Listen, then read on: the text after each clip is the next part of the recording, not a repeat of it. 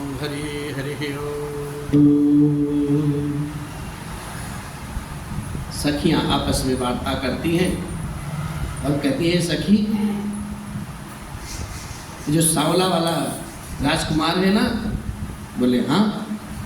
बोले इस राजकुमार से अगर जानकी जी की ब्याह हो जाए तो कितना उत्तम रहेगा,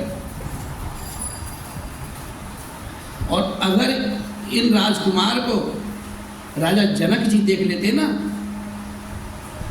तो अपने प्रण को छोड़ करके इन्हीं से ब्याह रचा देते। दूसरी कहती है, वो राजा हैं, राजा अपने राजहट को कदापि नहीं त्यागता। ये सबसे पहले राजा जनक जी इनसे मिले। जो सखी भी नहीं देखी नर नाहु, पन परिहरि हठ करई विवाहु। को कहे भूपति पहचाने, मुनि समेत सादर सन माने। सखी परंतु पनु राव न तजई, विधि बस हठे अविवेक ही भजई। विधि बस हठे अविवेक ही भजई। एक सखी कहती है, ये सखी इन राजकुमार को अगर राजा जनक जी देख लेते तो अपने प्रण का त्याग करके तुरंत अपनी बिटिया जानकी जी का ब्याह इस सामने वाले से कर देते। एक कहती है, सखी तुम्हें पता नहीं है, कल जब ये आए थे ना तो सबसे पहले मुनि विश्वामित्र जी का स्वागत इन दोनों राजकुमार का उनके साथ ही किया है, सादर सम्मानित किया है और इनको भली भांति पहचानते हैं। एक सखी कहती है, राजा है राजा अपने राजहट का त्याग कभी नहीं करता, और वो होनहार के वशीभूत होकर के हठ पूर्वक अविवेक का ही आश्रय लेते हैं। ऐसे जीव अपने प्रण पर अड़े रहने की मूर्खता कभी छोड़ता नहीं है। और एक सखी कहती है, वो कहाँ जो बल आई विधाता, सब कहाँ सुनई उचित फलदाता। तो जान की मिली पर एहू, नाही निहाली यहाँ संदेहु, नाही निहाली यहाँ संदेहु। कोई सखी कहती है, विधाता भले हैं और सुना जाता है वे सबको उचित फल देने वाले हैं, तो जानकी जी को यही सुंदर सांवला वर मिलेगा। हे सखी, इसमें तनिक भी संदेह नहीं। सखियां आपस में विचार विमर्श करती हैं, बात करती हैं। और फिर एक सखी कहती है, जो विधि बस अस बनय संजोगु, तो पेत हो ये सब लोग। सखी हमरे आरती अतिताते, कबहु कये आवही यही नाते। कबहु कये आवही यही नाते। कहती है सखी, यदि देव संयोग से ऐसा योग बन जाता है तो हम सब लोग कृतार्थ हो जाएंगे। और हे सखी, मेरे तो इसी से इतनी अधिक आतुरता हो रही है अभी से ही, कि इसी के कारण से कभी तो यहाँ आवेंगे। अगर इनकी यहाँ ससुराल हो जाएगी तो हम सबको ये दर्शन देंगे, और नहीं तो अगर विवाह नहीं हुआ तो सखी क्या होगा। नाहित हम कहूँ सुनहु सखी, इनकर दर्शन दूर। यह संघट तब होई जब पुण्य प्राकृत भूर। और सखी कहती है, अगर ये विवाह नहीं हुआ ना तो सुनो, हमको इनके दर्शन ही दुर्लभ है साहब। ये संयोग तभी हो सकता है जब हमारे पूर्व जन्मों का पुण्य बहुत ज़्यादा उदय हो जाए। तब इनके दर्शन होंगे, ऐसे दर्शन नहीं हो सकते। एक सखी फिर बोल पड़ती बीच में, चुप कर। अरे बोले अपर कहूँ सखिनी का, यही विवाह अतिहित सबही का। कहती है अगर ये विवाह हो जाए तो बड़ी सुंदर बात है और हम सबका परम हित हो जाएगा इस विवाह से। लेकिन किसी ने कहा है जो चाँप है ना, भगवान शिव का पिनाक, इतना कोमल नहीं है, ये कोमल स्वभाव वाले ऐसे चुटकी में तोड़ देंगे। कहती है कहू कहाँ शंकर चाप कठोरा, ये श्यामल मृदुगात किशोरा। सबु असमंजस आई सयानी, यही सुनी अपर कहीं मृदुबानी। अब बात ये हो गई, कहती है जो श्यामल सुकुमार राजकुमार है ना, ये उस कठोर पिनाक को कैसे तोड़ेंगे जो भगवान शंकर का चाप है, धनुष है। ये तो श्यामल है, मृदु है, इनका कोमल शरीर है और ये भी बालक है। एक सखी सयानी कहती है सब असमंजस ही तो है। ये सुन करके दूसरी सखी अपनी कोमल वाणी में बोलती है, ये सखी सुनो। सखीन कहाँ को अस कहीं, बड़ प्रभाव देखत लगुआई। कहती है सखी कोई कोई कहता है, ऐसा बात बोलता है, देखने में तो छोटे हैं लेकिन इनका प्रभाव बहुत विशाल है, बहुत बड़ा प्रभाव है इनका। और इनके जिसके चरण के रज मात्र से अहिल्या जो पाषाण खंड बनी थी, शिलाखंड बनी थी, वो सुंदर नारी के रूप में पंडित हो गई। जिसने बड़ा भारी पाप किया था उनको भी तार दिया इन्होंने, तो क्या शिव जी का धनुष नहीं तोड़ पाएंगे? तोड़ देंगे। ऐसा विश्वास अपने हृदय में रखो और इस विश्वास को कभी छोड़ना नहीं। अरे परस जासु पद पंकज दूरी, करी अहिल्या पित अग बुदूरी। सो की रही बिनु शिव धनु तोरे, यह प्रतीत परिहरहीन। ऐसा विश्वास भूल करके भी नहीं कभी छोड़ना चाहिए। ये अवश्य उस पिनाक का खंडन करेंगे। और जिस विधाता ने इतनी रूपवती, इतनी शीलवान सिया जी को रचा है ना, उसी विधाता ने ये सुंदर श्यामल किशोर भी रचा है, बहुत विचार करके रचा है। और उस सखी की बात सुन करके सारी सखियां जो होती हैं प्रफुल्लित हो जाती है, हर्षित मन से कहती है सखी तेरी बात सत्य हो जाए, सत्य हो जाए, ऐसा ही हो। यही सब कहती हैं। जही बिरंचे रचिसी सवारी, तही श्यामल बरु रचऊ बिचारे। तासु बचन सुनि सब हरसानी, ऐसे ही हो काई मृदुबानी, ऐसे ही हो काई मृदुबानी। सारी सखियां उस सखी की बात को सुनकर के हर्षित हो जाती हैं और अपनी कोमल वाणी में कहती हैं विधाता ऐसा ही करे, तुम्हारी बात सत्य हो जाए, ऐसा ही हो तो बड़ा उत्तम हो जाएगा। अब सारी सखियां अपने मन में प्रसन्न चित्त हो जाती हैं और भगवान के ऊपर सुंदर सुंदर पुष्प की वर्षा करती हैं और अपने नेत्रों से भगवान के सुंदर शरीर का दर्शन करती हैं। और फिर भगवान आगे बढ़ते हैं और सखी अपने अपने घर को जाती हैं, अपने अपने घर में चली जाती हैं। ये हर सही बर सही सुमन, सुमुखी सुलोचन वृंद, जाए जहाँ जहाँ बंधु दो जहाँ तहाँ परमानंद। भगवान जहाँ जहाँ जाते हैं ना दोनों भाइयों के साथ, अपने भाई लक्ष्मण के साथ दोनों राजकुमार जहाँ जहाँ भी जाते हैं वहाँ वहाँ परम आनंद आ जाता है साहब, महतानंद की वर्षा होती है। राम हमारे इतने दयालु हैं, उनको देखते ही पत्थर भी चहकने लगते।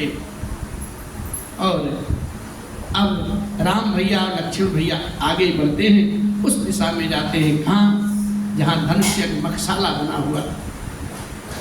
पूर्व दिस गे दो भाई, जहाँ धनुम कहत भूमि बनाए। अति विस्तार चारु गचढ़ारी, विमल वेदिका रुचिर समारे। दोनों भाई पूरब दिशा की ओर गए हैं, जहाँ धनुष यज्ञ के लिए वो रंग भूमि बनाई गई थी, जहाँ लंबा चौड़ा सुंदर ढाला हुआ पक्का आंगन था साहब, जिस पर सुंदर और निर्मल वेदी सजाई गई थी। और वहाँ पर चहुदिशि कंचन मंच विशाला, रचे जहाँ बैठहि महिपाला। तेहि पाछे समीप चहुपासा, अपर मंच मंडली विलासा। चारों ओर सोने के बड़े बड़े मंच बने हुए थे साहब, जिन पर जो राजा लोग आवेंगे उसी पर बैठेंगे, और उनके पीछे समीप में ही चारों ओर दूसरे मचानों का मंडलाकार घेरा सुशोभित हुआ। कुछ ऊंचा था और सब प्रकार से सुंदर था, जहां जाकर के नगर के लोग बैठेंगे। जनक जी ने सारी व्यवस्था बनवाई, यथा जोग व्यवस्था बनवाई। और बाबा लिखते ही हैं, कछुक ऊंच सब भांति सुहाई, बैठहि नगर लोग जहाँ जाए। तिनके निकट विशाल सुहाए, धवल धाम बहु बरन बनाए। धवल धाम बहु बरन। और जहाँ नगर के लोग बैठेंगे उन्हीं के पास ही विशाल और सुंदर सफेद मकान अनेक रंगों के बनाए गए। जहाँ बैठे देखहि सब नारी। क्या बात है, पुरुष के लिए अलग और नारी के लिए अलग व्यवस्था है। और मकान में मर्यादा में बैठ करके सारी सखियां, सारी स्त्रियां उस धनुष यज्ञ का दर्शन करेंगी। जहाँ बैठे देखहि सब नारी, जथा जोग निज कुल अनुहारी। पुर बालक कही कही मृदु बचना, सादर प्रभु ही देखावहि रचना। पुर बालक कही कही मृदु बचना, सादर प्रभु ही देखावहि रचना। सादर प्रभु ही देखावहि। जो नगर के बालक थे, भगवान के हाथ पकड़ के, उंगली पकड़ के, और सब कुछ मीठी मीठी वाणी बोल करके भगवान को सादर पूर्वक दिखाते, सारी रचना दिखाते। इस प्रकार से प्रेम के वश होकर के श्री राम जी के मनोहर अंगों को छू लेते थे। उनके शरीर पुलकित हो रहे थे। दोनों भाइयों को देख देख कर उनके हृदय में अपार अत्यंत हर्ष हो रहा था। बाबा लिखे सब शिशु यही मिस प्रेम बस। सभी बालक इसी विधान से प्रेम बस, इसी प्रकार से प्रेम बस, बहाने से सभी बालक इसी बहाने से प्रेम बस होकर के भगवान श्री राम के मनोहर अंग को छू रहे थे और उनके शरीर पुलकित हो रहे थे। यही शिशु सब शिशु यही मिस माने बहाना। सब शिशु यही मिसु प्रेम बस, परसि मनोहर गात। तन अति हरस हुए, देख देख दो भ्रात। दोनों भाइयों को देख देख करके वो जो बालक थे ना प्रफुल्लित हो रहे थे, पुलकित हो रहे थे। राम जी जान गए कि सब प्रेम के वशीभूत हो गए हैं, और प्रेम की भाषा तो भगवान पहचानते हैं। राम ही केवल प्रेम प्यारा, जान ले जो जान निहारा। भगवान मेरे राम जो हैं वो प्रेम के ही तो अधीन हैं। भगवान शिव भी कहते हैं हरि व्यापक सर्वत्र समाना, प्रेम ते प्रकट हो ही मैं जाना। क्या बात। तो मेरे राम जी तो प्रेम के ही अधीन है साहब। और सब कहते हैं शिष सब राम प्रेम बस जाने, प्रीति समेत निकेत बखाने, निज निज रुचि सबले ही बुलाई, सहित स्नेह जाई दो भाई, सहित स्नेह जाई दो। राघव सरकार समझ गए सबकी मन की गति को, बालकों के मन की गति को ऐसा समझ गए कि समझ गए प्रेम के बस में होकर के अब मुझे छू रहे हैं। और यज्ञ भूमि की जो रचना है उसको प्रेम पूर्वक उंगली पकड़ पकड़ करके भगवान को दिखाते। ये देखो यहाँ पे धनुष रखा जाएगा, ये देखिए यहाँ सबके बैठने की व्यवस्था बनाई गई है, सारी व्यवस्था दिखा रहे हैं। और दोनों भाइयों को देख देख करके सब हर्षित हो रहे हैं। और भगवान भी इतने मतवाले हैं कि सबके बुलाने पर प्रेममयी वाणी को सुन करके भगवान उधर ही चले जाते सहज भाव से। और राम भैया और लक्ष्मण भैया को सब वहाँ की रचना दिखाते, व्यवस्था दिखाते, मधुर मधुर वाणी में बोल बोल करके सब कुछ समझाते। राम देखा वही अनुजही रचना, कही मृदु मधुर मनोहर बचना। राम जी भी अपने छोटे भैया लक्ष्मण जी को प्रेममयी वाणी बोल बोल करके सब समझाते हैं। जैसे बालक उन्हें बताते हैं ना, उसी भाव में राम जी भी लक्ष्मण भैया को समझाते हैं। लवन में से महु भुवन निकाया, रचई जासु अनुशासन माया। जिनकी आज्ञा पाकर के माया लव निमेश पलक गिराने के चौथाई भाग को उस समय में ब्रह्मांडों के समूह को रच डालती है, वही दीन दया करने वाले राघवेंद्र सरकार श्री राम जी भक्ति के बस में होकर के धनुष्य की शाला को देख देख करके चकित हो रहे हैं, आश्चर्यचकित के साथ देख रहे हैं। और इस प्रकार से सबको तो पुत्रजना को देख करके तो भगवान गुरुदेव के पास चलते हैं। हृदय में ऐसा विचार करते हैं कि कहीं देर ना हो जाए, कहीं विलंब ना हो जाए, ऐसा डर उनके मन में था।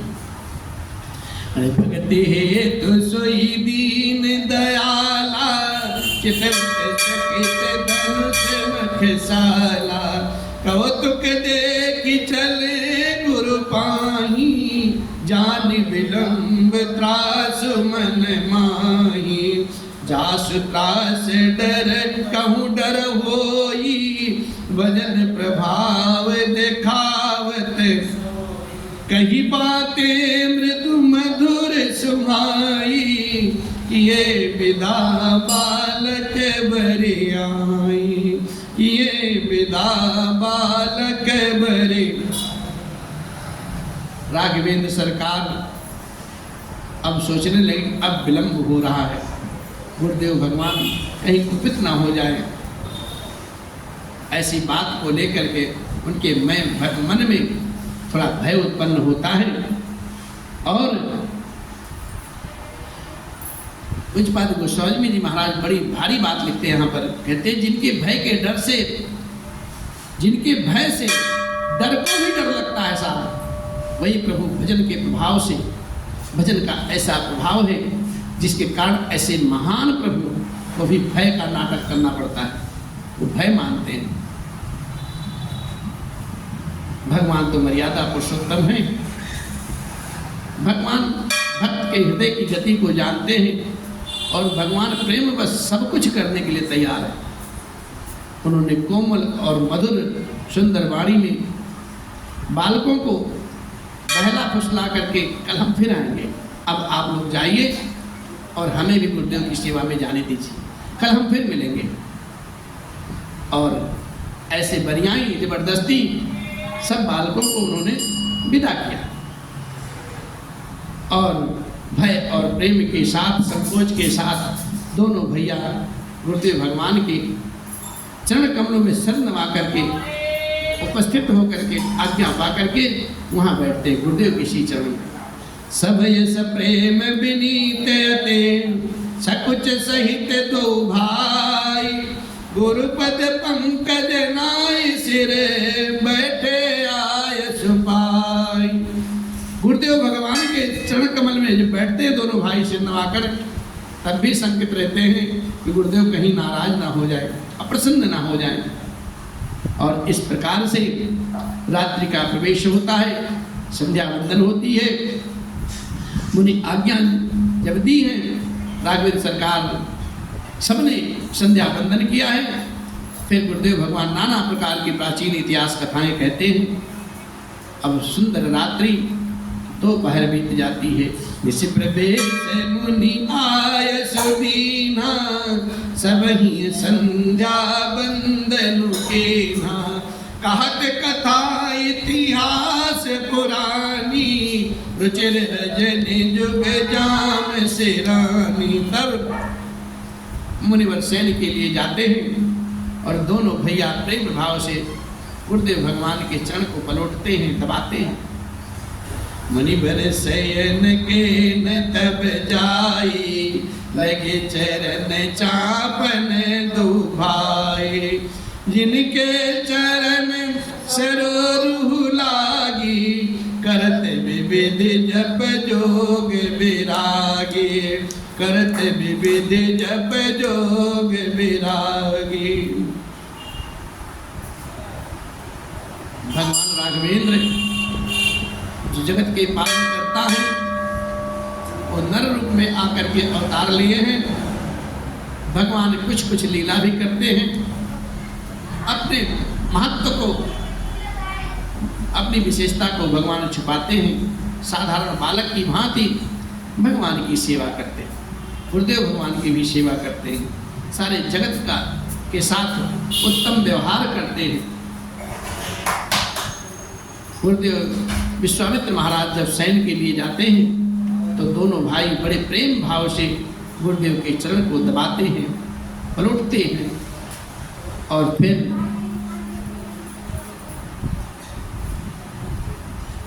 जिनके चरण कमल के दर्शन एवं स्पर्श मात्र से ही वैराग्यवान पुरुष भी भांति भांति के जप और योग किया करते हैं, वही दोनों भैया मानो प्रेम से जीते हुए प्रेम पूर्वक गुरुदेव जी के चरण कमलों को दबा रहे हैं। और फिर मुनिराज ने बार बार आज्ञा दी, तब रघुनाथ जी जाकर के शयन की। बार बार मुनि आज्ञा दीनी, रघुबर जाय शयन तब कीनी। तब रघुनाथ जी शयन के लिए जाते हैं। जब बार बार गुरुदेव भगवान कहते हैं अब तात विश्राम करो, अब तात विश्राम करो। और भगवान राघवेंद्र जब शयन के लिए जाते हैं, चापत चरण लखन उरलाए, सभय सप्रेम परम सचुपाए। सभय सप्रेम परम सचुपाए। पुनि पुनि प्रभु का शोभहु ताता, पौड़े धरे उर पद जल जाता। पौड़े धरे उर पद जल जाता। श्री राम जी के चरणों को हृदय में लगा करके भय और प्रेम सहित परम सुख का अनुभव करते हुए लक्ष्मण भैया उन सुंदर कोमल कमलवत रूपी चरण को दबा रहे हैं। राघवेंद्र सरकार बार बार कहते तात अब सो जाओ। तब वे लक्ष्मण भैया उन चरण कमल को अपने हृदय में धारण करते हैं और प्रभु को प्रणाम करते हैं और लेट रहे होते हैं। अब दोनों भाई शयन के अधीन हैं। सुबह होता है, भोर होती है, भोर की कथा आगे बढ़ती है। अरे उठे लखन से विगत सुनी, अरुण सिखा धुनि कान, गुरते पहिले ही जगत पति, जागे राम सुजान।